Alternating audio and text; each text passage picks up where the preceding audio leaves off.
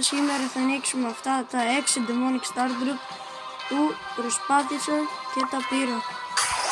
Για να δούμε το πρώτο. Το πρώτο έτσι και έτσι 200 credits. Ναι. Επόμενο τίποτα, 100 coins. Επόμενο τίποτα, XP 100 blinks, 100 blinks, 100 coins και έμπαινε knockout και αυτό ήταν. Προσπάθησα